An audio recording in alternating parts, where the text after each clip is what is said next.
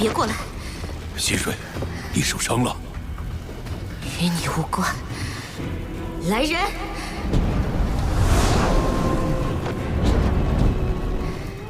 快把祭品给我带上来！是谁把你伤成这样的？禀太上教主，祭品带到。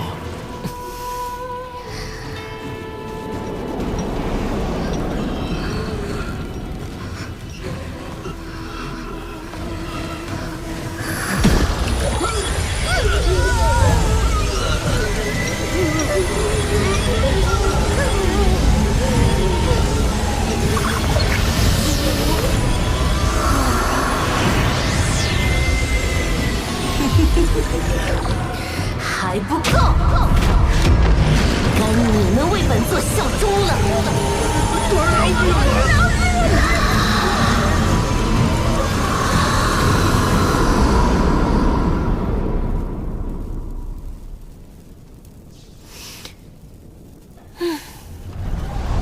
这片大陆应该没有别的极限斗罗了，究竟是谁能伤你？还能有谁？ 当然是你至交好友的宝贝徒弟了。霍雨浩，他现在顶多魂圣实力，怎可能打伤你？就凭他，当然无力与我作对。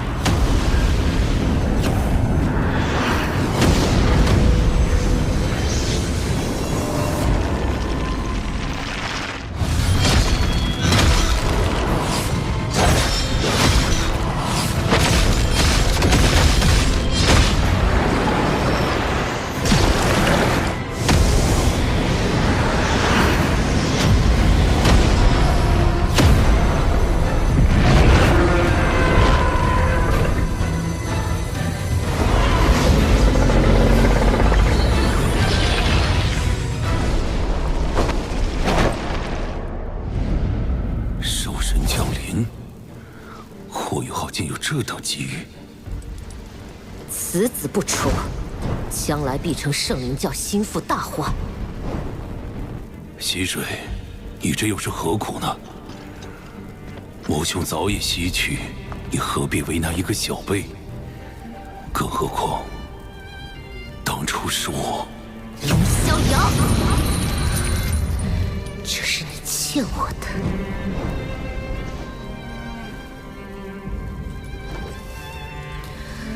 逍遥，我只有你了。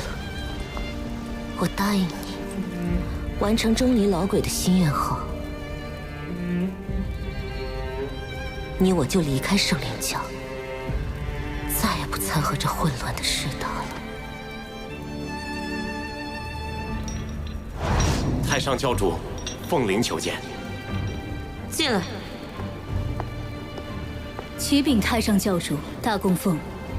火凤圣女刚刚突破封号斗罗瓶颈。好，很好。她的第9魂环，老身亲自为她猎取。老身看看火凤圣女的凤凰邪火修炼到何种地步了。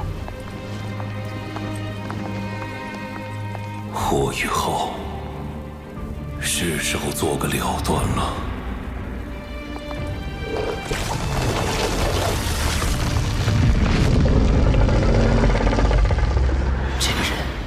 有心结，或许我还有逃生的可能，至少我还有兽神帝天的逆鳞在。你是在指望着兽神帝天的力量保护你吗？我感受不到逆鳞的联系了。帝天的本体是金眼黑龙王，我的武魂是黑暗圣龙，二者是同宗，我自然有的是隔绝他的手段。对付晚辈区区一个魂圣，却是做得如此周密，前辈倒是谨慎。 溪水早就告诉过我你的情况，我不会重蹈覆辙。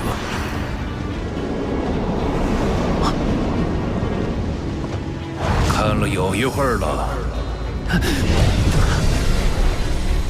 出来吧，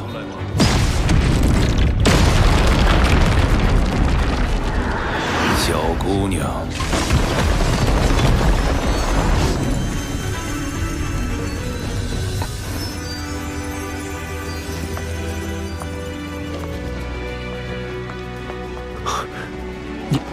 你怎么会在这里？为什么我就不能在这里？他藏在旁边，不止一次想要对我出手，只不过一直找不到机会而已。走吧，我们换个地方，这里太吵了。很想知道我为什么会在这里吗？活下来再告诉我答案吧。发现黑暗圣龙之后，你为什么不跑？既然来了，我就不会逃跑。我答应了贝贝大师兄，要带你回去。放心，我会保护好你的。这是我要说的。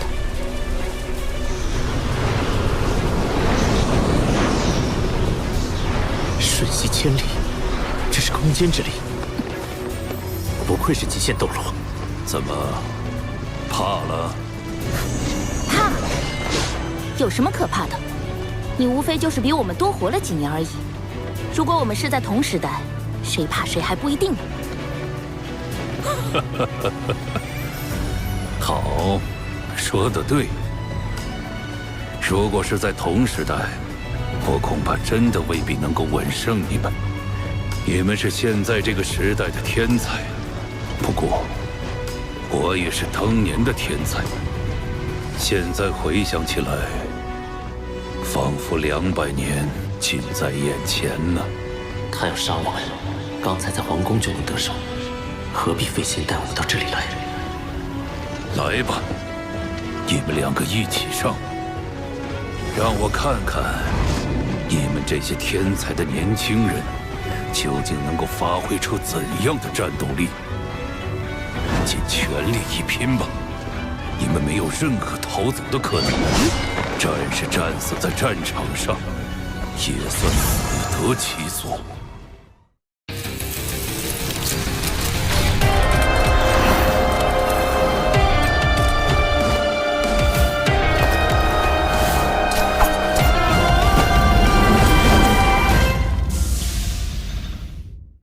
有趣，这小子吃定了我身为长辈不会率先攻击，居然毫无顾忌的蓄力。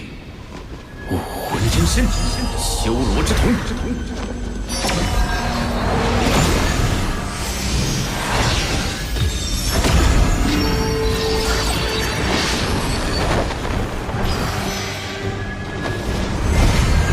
好奇异的魂环配置，玫瑰金，从未见过的魂环颜色。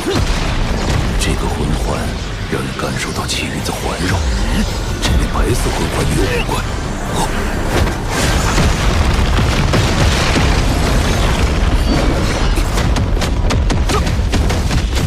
这小子精神力的强度已经达到了封号斗罗的层次，而且比一般封号斗罗更为凝视。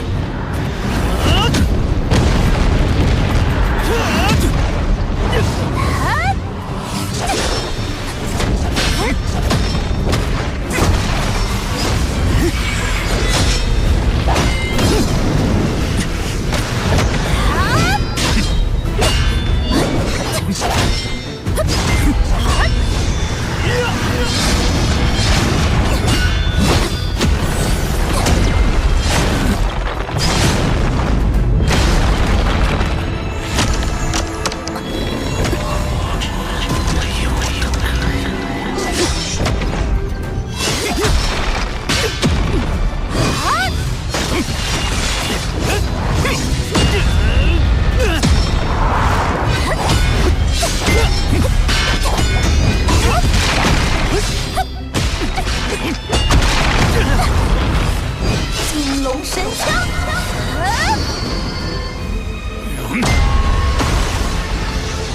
命运审判。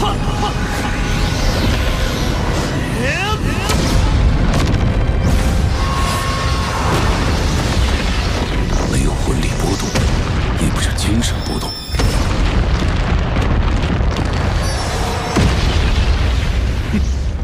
你们的表现很不错，但该结束了。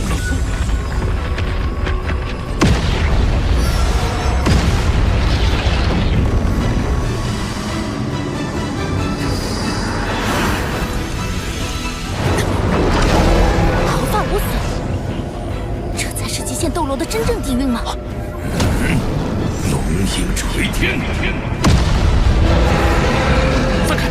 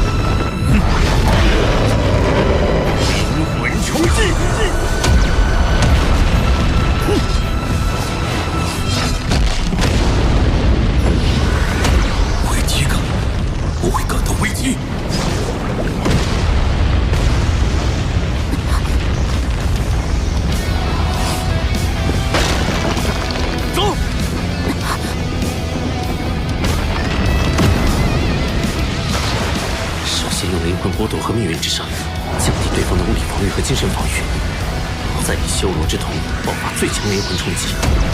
龙逍遥果然选择以精神力对抗，继而在精神力对撞的瞬间，发动三生狼元魂舞的瞬移技能，以肉身应接龙逍遥的精神攻击。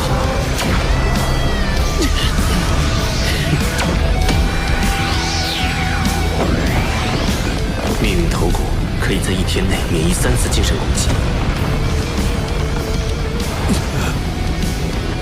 龙逍遥却实打实的挨了一记最强状态的灵魂冲击，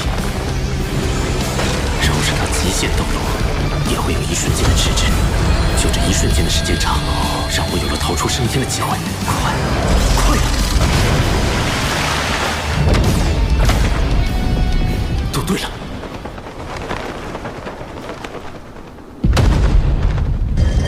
只差一点，你真的只差一点点而已。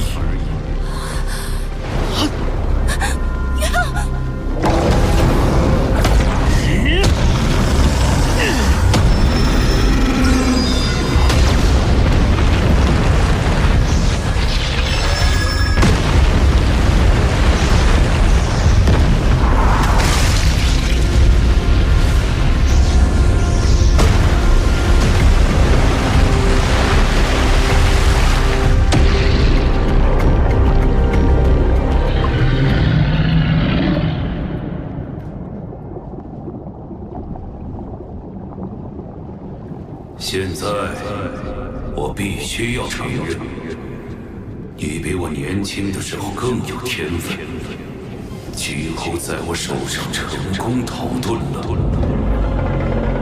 可终究，我也没能离开，不是吗？应该是我们，但我们还没有输。虎头。任何一刻，我们都没有输。虎头，你不该回来。不，宇浩，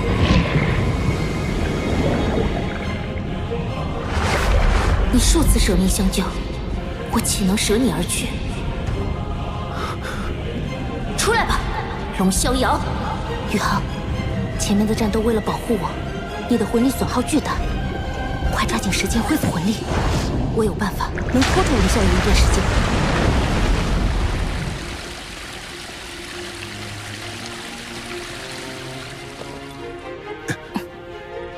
现在该我了。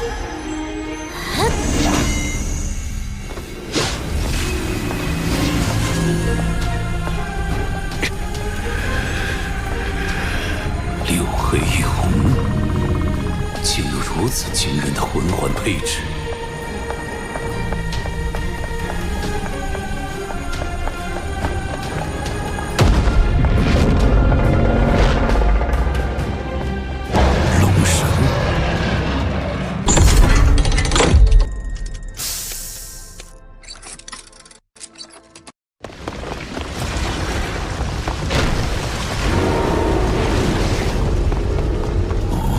龙神，光明龙神蝶，龙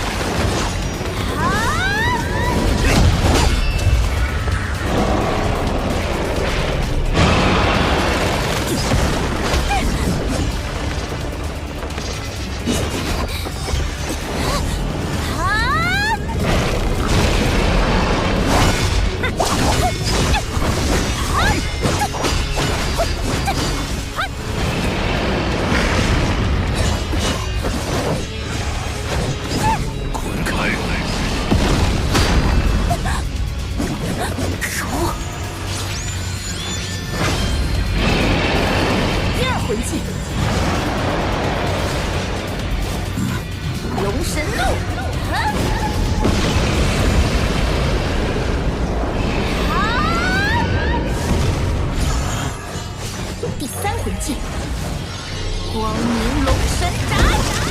不同的武魂似乎对龙逍遥的黑暗圣龙有品级上的优势，但双方的实力差距实在太大，这局面恐怕维持不了多久。我要尽快出手。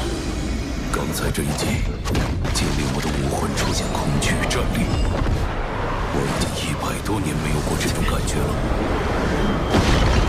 这就怕了，还没完呢！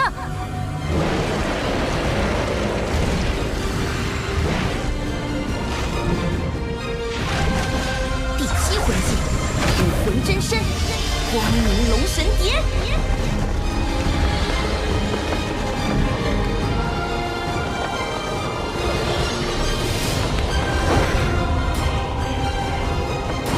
龙神降临。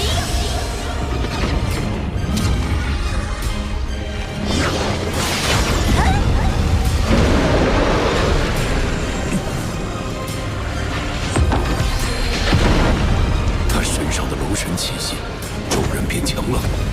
以龙神附体状态施展武魂真身光明龙神蝶，会自然进化为龙神降临。只有这样，才能将龙神对黑暗圣龙的血脉压制释放到最大。龙神之波，灵魂冲击。第七魂技，冰帝之身。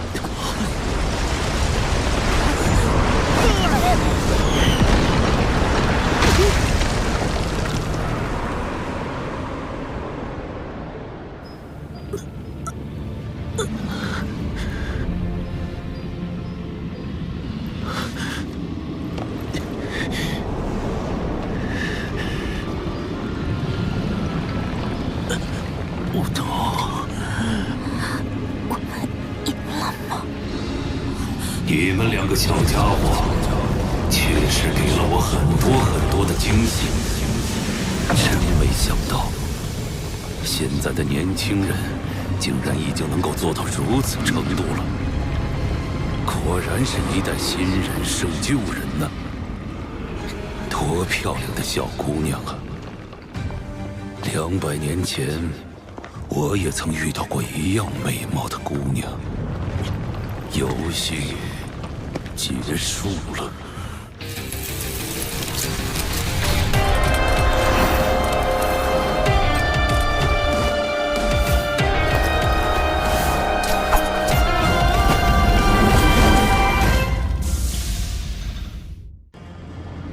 你现在可以选择，我这匕首之中蕴含着黑暗元素之毒。就算是你的极致之冰也克制不了。当然，他的是光明之体，就更扛不住了。是刺自己一刀，还是我刺他一刀？一共有9次机会，每一次都必须刺在躯干位置。我数一个数，你刺一刀。你犹豫的话，我就让他帮你分担一刀，9刀之后，你们就可以走了。你堂堂极限斗罗，竟然拿一个女孩子来威胁我！给你1分钟考虑时间，然后我们这个新的游戏就开始吧。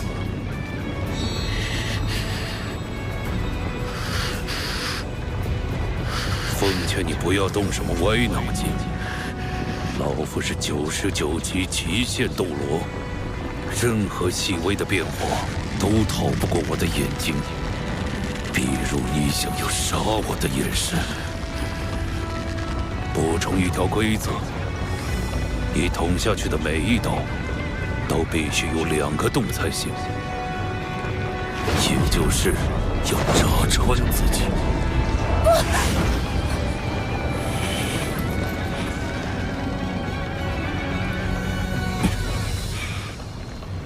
说话算话。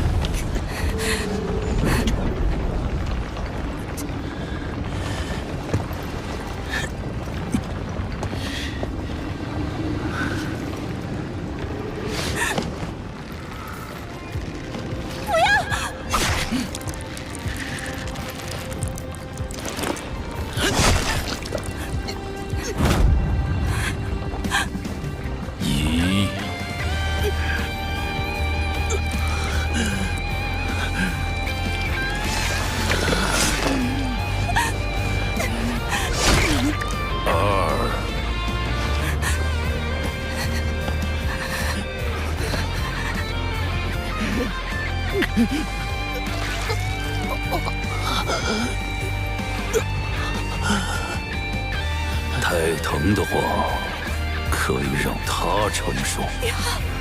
下一刀，让给我。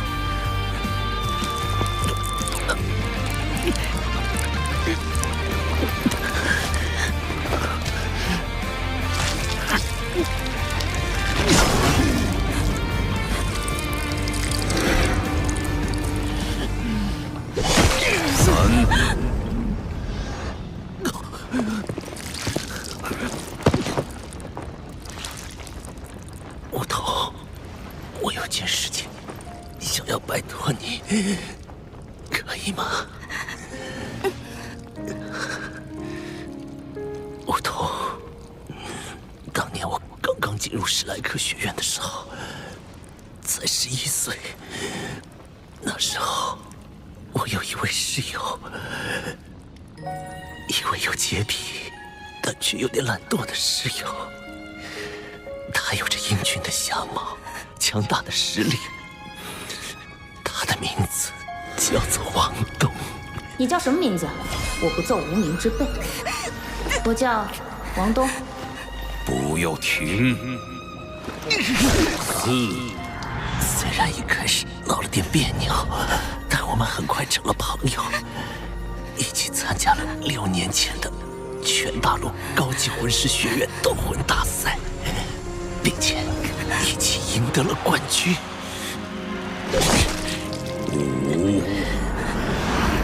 后来，我作为交换生去了日月帝国。等你回史莱克学院，说不定就能见到我姐姐了。我走了。那咱俩就在这里。是我最好的朋友。你回日月皇家。等我迫不及待地重回学院的时候，我却找不到他了。但就在当夜，那个名为海神园的夜晚，他回来了。他告诉我，他的真名叫做王冬儿。六。从此，我的世界被他填满。以后无论发生什么，我们都要一起面对。宇浩，停下！最后3刀留给我。我们不是说好，无论发生什么，都要一起面对的吗？我与冬儿相识相恋，早已约定共赴余生。但命运总是在最关键的时刻开起玩笑。不是。乾坤问乾坤，我失去了他。是我一直将你当成是失去了记忆的他。我希望能够通过我们的武魂融合，来确认你就是他。可是我失败了。那时候我才明白，你不是他。8。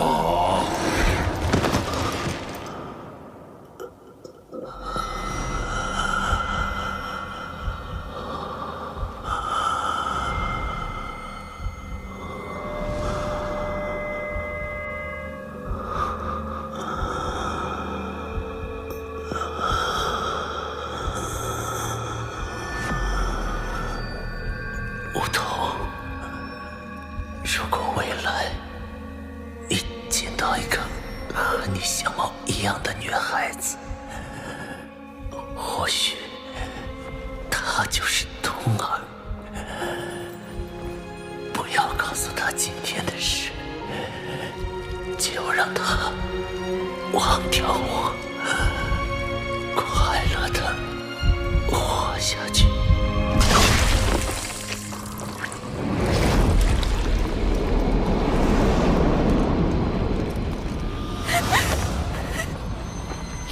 我将会用生命来守护你，生生世世。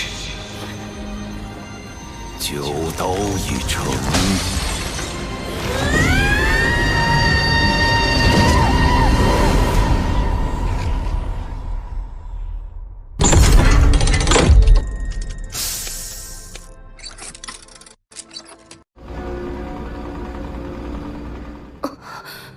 立储。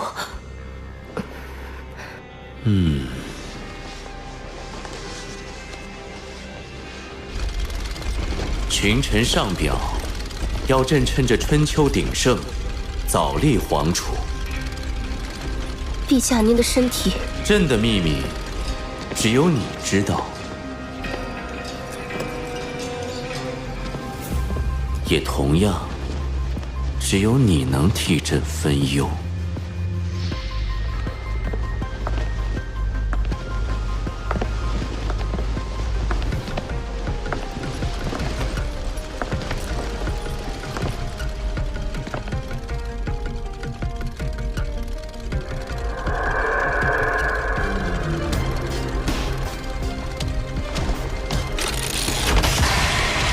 这里是朕的遗传基因，橘子，你要用它为朕诞下龙嗣。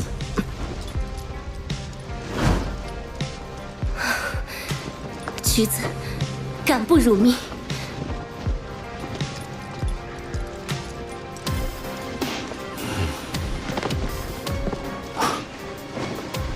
傻丫头，不要想得太多。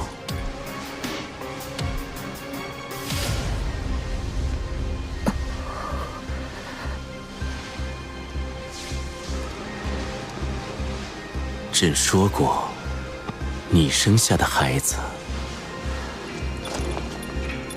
就是朕的孩子，也只有朕才有资格做他的父亲。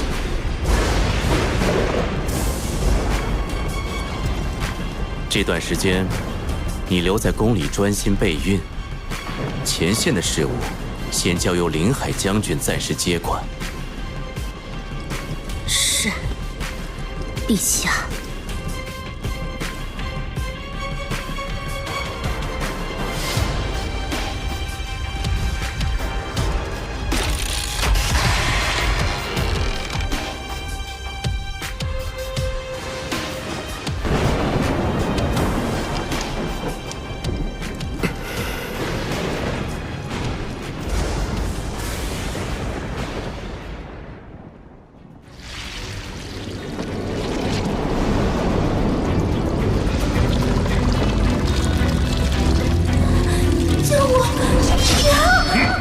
龙童，这是哪里？龙逍遥呢？我自伤9道18洞，怎么现在一点痛感都没有了？伤口不见了，这是我魂力如惊涛骇浪一般，比以前还要强悍，而且我的魂力直接冲到了80级瓶颈。宇浩，你醒了！你终于醒了。到底发生了什么事？你竟然足足昏迷了7天之久。7天？我不是在做梦吗？你干什么？知道疼就不是做梦啦。秋秋，宇浩才刚恢复，你别闹了。哎，你快说说，你怎么去天斗城了？唐武桐怎么一下子就找到你了？你不是说他不是王冬儿吗？武桐，是他送我回来的吗？他还好吗？他回来后看你身体无恙就走了，什么都没说。看来是龙逍遥放我们回来的。可是他逼迫我自残，到底是为了什么？喂，你想什么呢？我去找大师兄。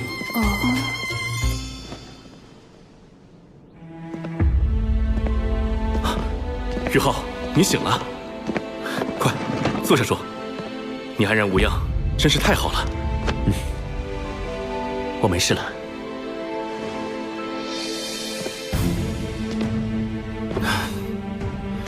你真是屡教不改。任务只是潜入龙城获取稀有金属，你怎么跑天斗城去了？大师兄，你可别生气，我这也是有原因的。原因？我在龙城和极北之地2次狙击日月帝国的先遣部队，想要原路返回是不可能了，只能绕道。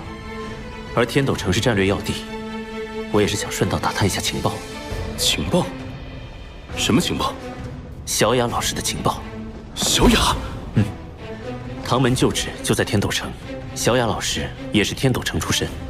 我进入天斗皇宫探查，虽然没有找到小雅老师本人，却抓到了一个舌头。舌头？快，问下他知不知道小雅的下落。魔尼。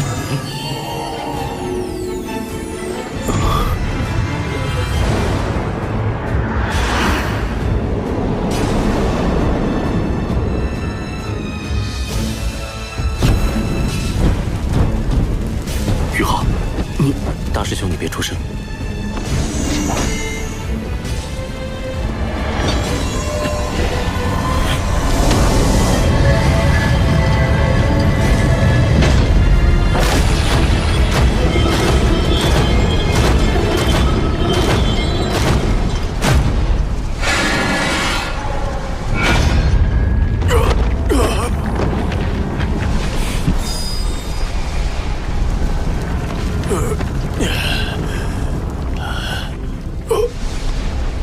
这里是？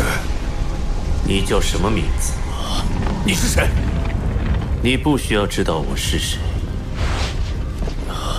你只需知道我是钟离教主派来的人。您是供奉堂的人？属下楚延伟见过供奉大人。你为什么会晕倒在皇宫旁边？是什么人将你弄晕的？有一个魂圣入侵皇宫，属下追击中被他击中，就失去了意识。废物！圣女现在何处？此事我需亲自向她汇报。蓝衣圣女此刻就在天魂帝国前线。另一位呢？另一位，他不是因心火不稳被教主留在总部了吗？不对，你不是圣教的人。亡灵魔法，控魂之火。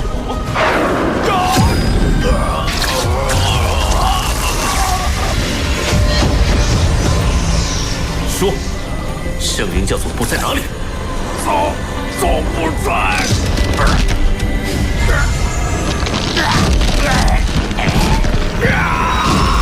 不好！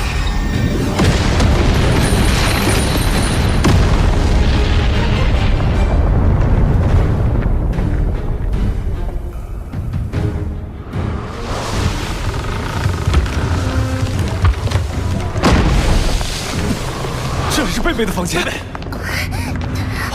我们没事。宇浩，居然给下属灵魂下了诅咒，一旦说出禁词，就会自爆。不过我们的目的也达到了。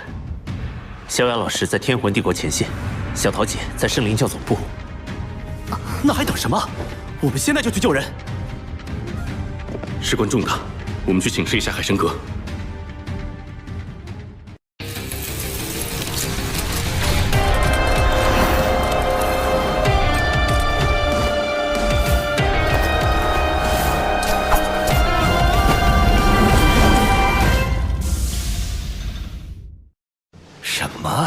唐雅的消息，我们探查到小雅在天魂帝国前线，打算组织人手去救她回来。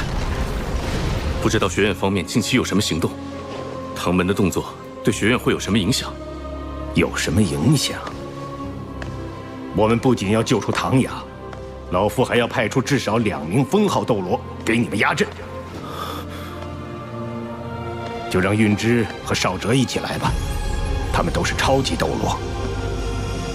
有他们在，成功率能高上不少。玄老英明啊！对了，玄老，那个唐舞桐回来以后怎么样了？他把我救回来，我想去看看他。他闭关修炼了，这丫头也不知道怎么回事。救你回来之后，我就觉得他精神有些恍惚，然后他就跟我说要闭关修炼去。谁也不能打扰她。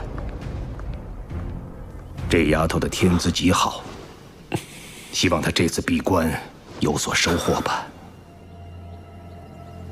好了，你们回唐门准备一下，我们尽早出发。是，玄老。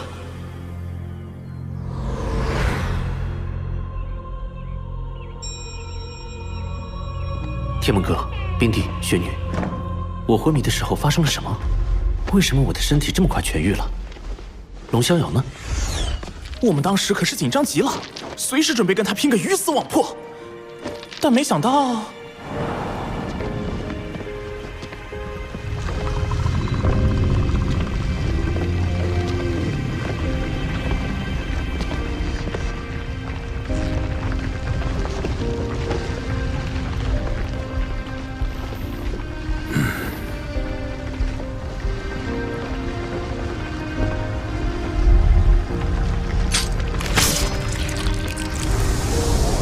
一个至情至性的年轻人，若非这枚龙丹需要你身体没有任何抵抗，且处于绝对虚弱状态才能生效，老夫又何必费心设下此局？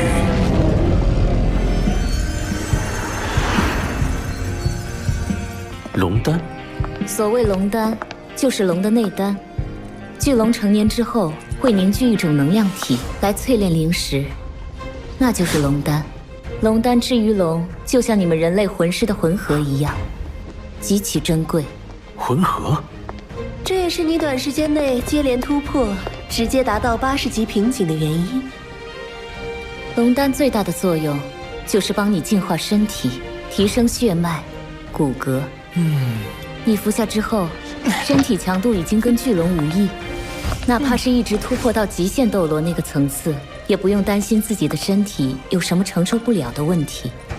那龙逍遥把龙丹中的一部分力量作用在你的身体里，然后更多的则是压缩起来，凝聚在你胸口位置。将来，如果你能修炼到在那里完成魂合的话，这龙丹中蕴含的能量就能够对你有巨大的帮助了。比之万载玄冰髓，龙丹的力量更加霸道，对你本体大有好处。按照现在的情况来看，你凝聚第二魂合的时候，应该先选择在胸口完成，先吸收那龙丹的力量。那时候，就连你的精神之海都会变得像巨龙一样稳固。未来如果真的和帝天硬碰硬，也算有些资本了。龙逍遥居然在帮助我，可是为什么？从他说出的只言片语来看，应该是你的老师穆恩的嘱托。老师，说实话，老夫刚才已经被你感动到有些下不去手了。穆恩的嘱托，我却必须完成。溪水，我无法阻止它，也阻止不了它。对抗圣灵教的责任，只能交给你了。作为老师，他真的做到了春蚕到死丝方尽。老师，是您拜托的龙逍遥，可是他为什么要和圣灵教走在一起啊？不过现在，你也要考虑把小白接回来的事了。小白还在天斗城，我给忘了。我跟小白之间有心灵感应，这孩子机灵得很。在你们被龙逍遥带走后，他就循着你的气息一路尾随过来了。此刻正在……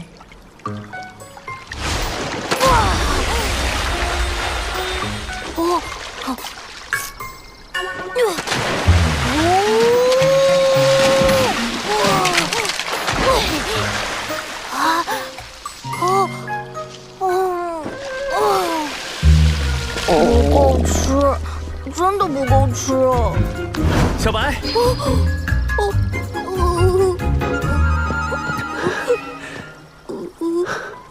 不好意思，小白，我来晚了。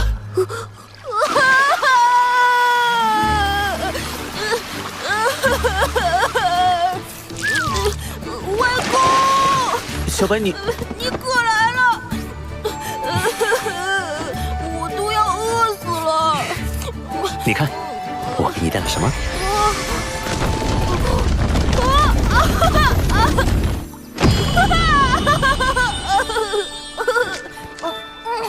外公对我真好。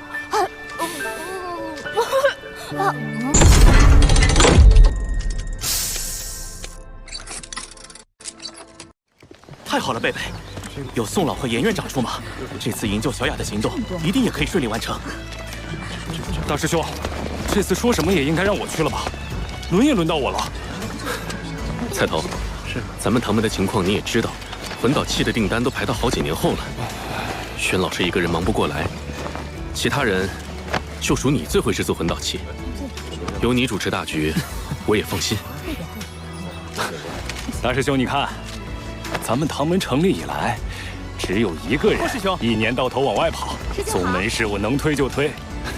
偏偏这个人既有管理才能，又有极高的魂导师天赋，而现在他正好在宗门里面。二师兄，你可千万别背后下黑手啊！什么背后下黑手？我说的哪句话不是实情？这么说来，确实。大师兄，而且宇浩在日月帝国重点关注名单上，留在宗内暂避风头也是好的。我也同意让宇浩留下。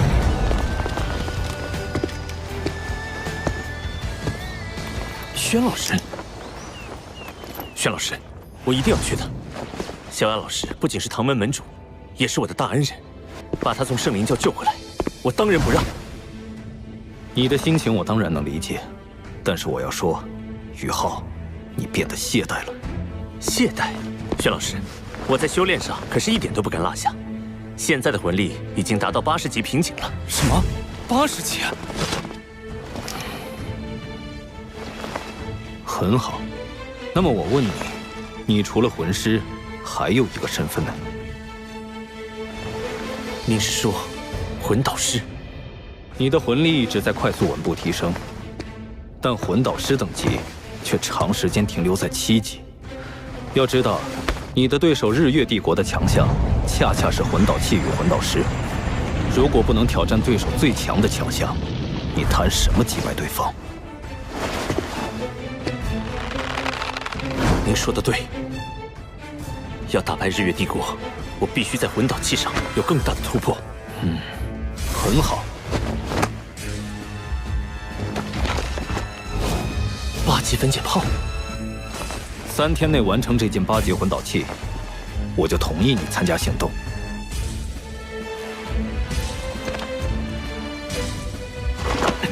小师弟，你去哪里？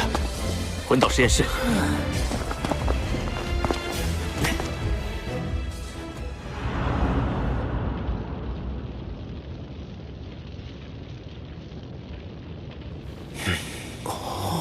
分解炮是一种通过空间裂解产生强大破坏力的魂导器，堪称单体攻击力最强的魂导器之一。在任何一个级别中，分解炮都是制作最为艰难的几种魂导器之一。班长要做的可是8级分解炮啊，制作难度可想而知。就连轩老师那样的9级魂导师，制作起来也要费一番手脚。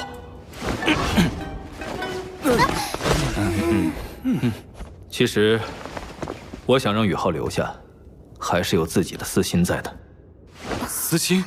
秋秋从龙城带回来的冰级神经，我用了多种方法研究它的特性，最终得出结论：这冰级神经的品质，足以与当今任何一种最顶级的稀有金属相比，而且有过之而无不及。也就是说，它是能够制作9级魂导器，甚至是未来制作10级魂导器的材料。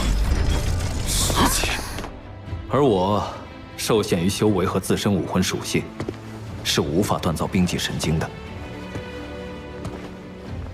只有拥有极致之冰的宇浩自己可以做到。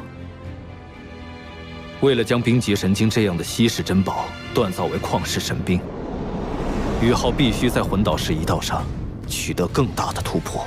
轩老师，您真是用心良苦。加油吧，宇浩！以我的天赋，9级魂导师就是极限了。只有你有机会去触碰那10级魂导师的极限。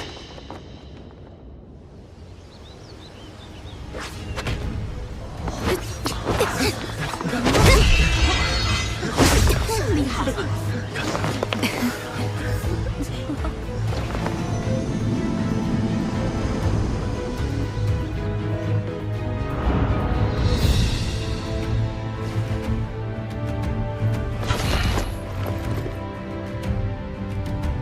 眼看着就是3天了，看来小师弟这次是无论如何也不能跟我们去了。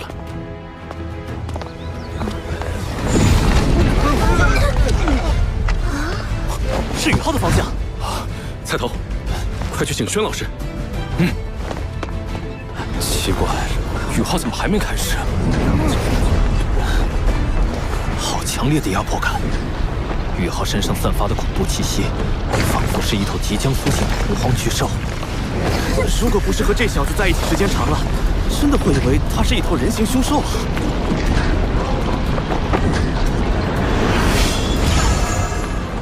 那是魂核。宇浩他已经凝聚魂核了吗？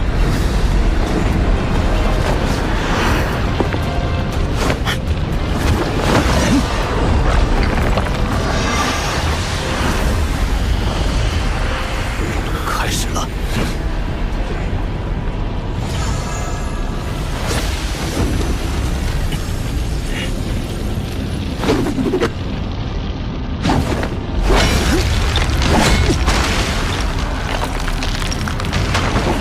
他在制作外壳。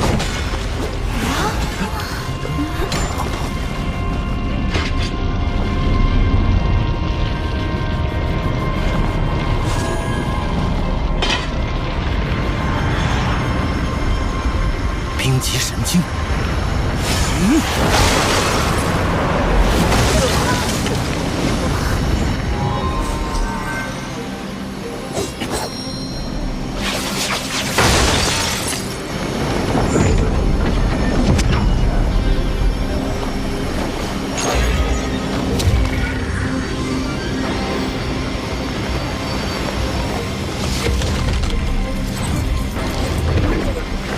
宇浩带回来的冰极神经真是极品材料啊！太神奇了，大开眼界啊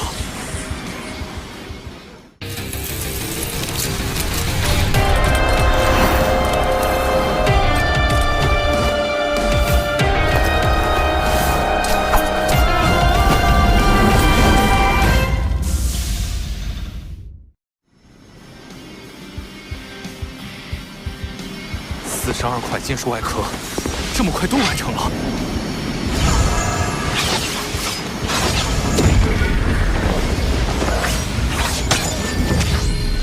直接开始雕刻了，都不歇一会儿吗？8级分解炮的每一处细节，宇浩已经了然于心。锻造也应一气呵成，打断节奏反而不好。打造8级分解炮最难的地方，就是将24个核心法阵整合为3个中央核心法阵。这24个核心法阵，任何一个都比7级魂导器的中央核心法阵还要复杂。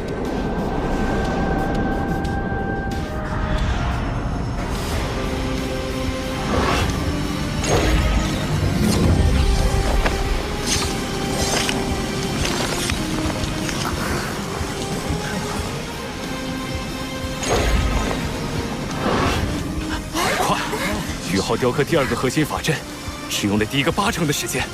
当年我第1次制作8级分解炮的时候，足足用了6天时间，而这第1组核心法阵的雕刻，就用了3天。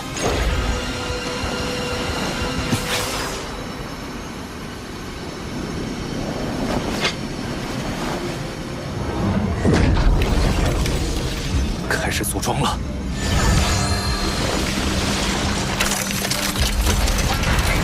核心法阵再复杂，那也是核心法阵，需要的只是更多的精力、魂力和经验。而我的魂力和精神力早已达到魂斗罗级别，甚至与封号斗罗也相差不远。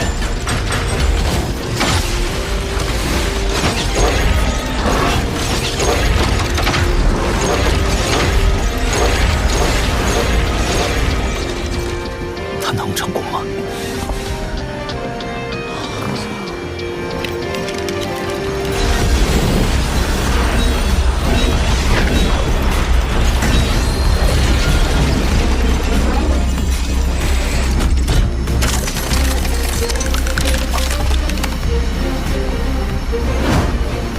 最后一步了。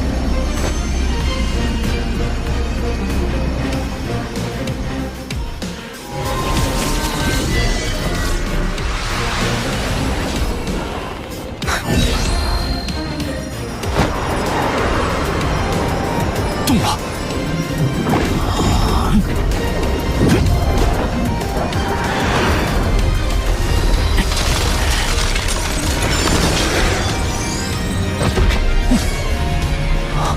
冰针。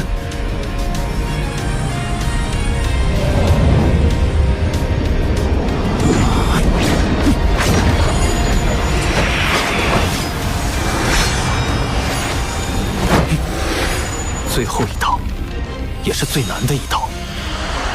这一刀需要连续扭转18次，而且一气呵成才能将法阵的魂纹完全铭刻进去。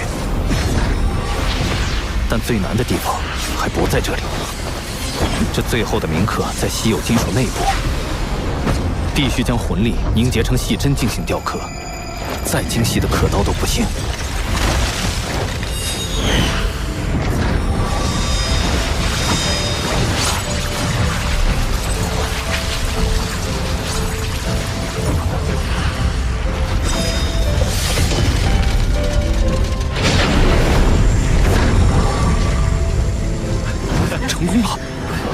真18举，真是令人叹为观止。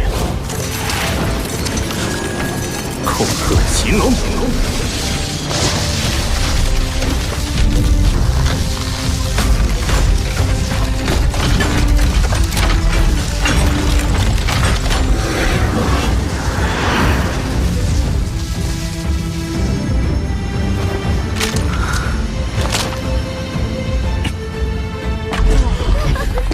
恭喜你，宇浩。轩老师，您要亲手试一下吗？不必试验，我亲眼看你制作，没有一丝错误。臭小子，你现在是货真价实的8级魂导师了。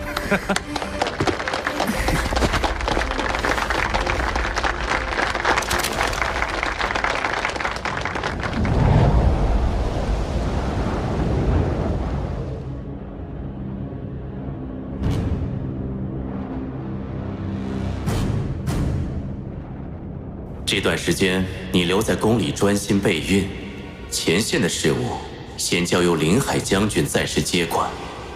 皇后娘娘，您准备好了吗？可以了，太医，开始吧。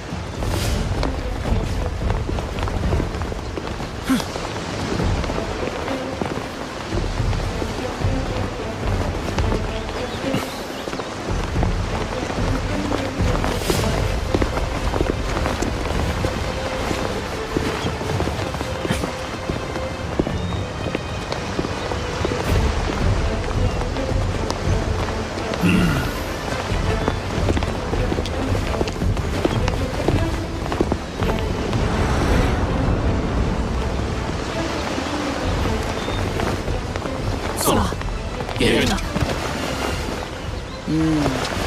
小家伙们都准备好了吗？都准备好了。很好，我们出发吧。